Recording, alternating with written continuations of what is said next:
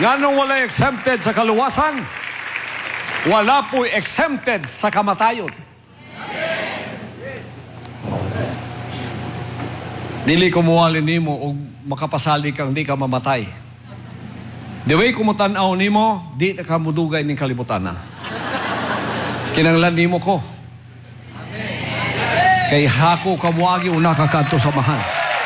Kamong tanan, kinahanglan ko ninyo una mo mo to samahan. Inig kamatay nimo, biyaan mo ang tanan mong propriedad. Biyaan mo tanan mong kwarta. Biyaan mo tanan mong mga degree sa kinabuhi. Ilubong ka 6 feet under the ground. Pero imong kalag, una makadtog langit, makikita sa anak.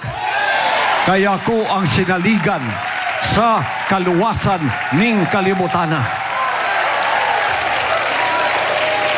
Nya, kung ilutos ko nimo diri, gidaog-daog ko nimo samtang niya ko. Kunya namatay ka, magkita ta pag-usap. Kaya ko man ang pultahan sa langit. I am the way, I am the door. Ha? Nya, nakakay nawong ipakitas ko, ha? Tindog ka sa akong tubangan? Di ba ikaw ang isa sa mga...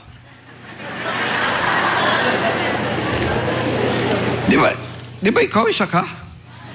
Ikaw po isa ka? Ikaw po. Kamang tulo, di ba?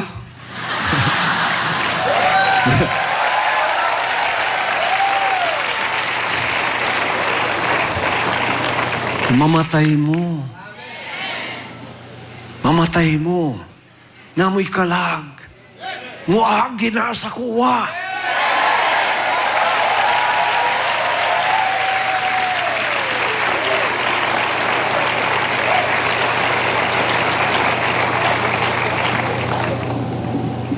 Ako talaga ako mga kaubanan.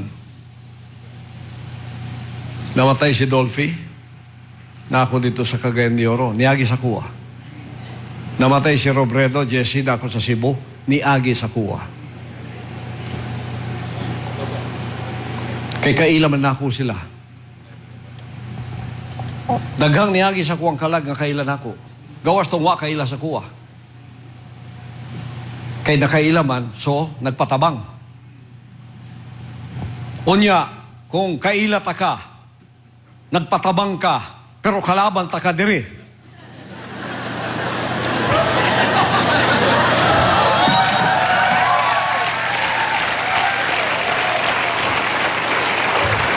Isaw naman na.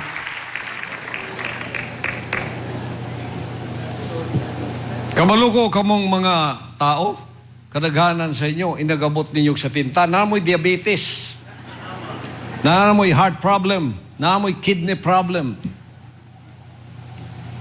Nagaihap na lang mong panahon para manamilit ng kalibutana. Ayaw pagpasulabi, naa kay kalag, ug ang kalag wag itugyan ngadto sa mga relihiyon kay di sila masaligan.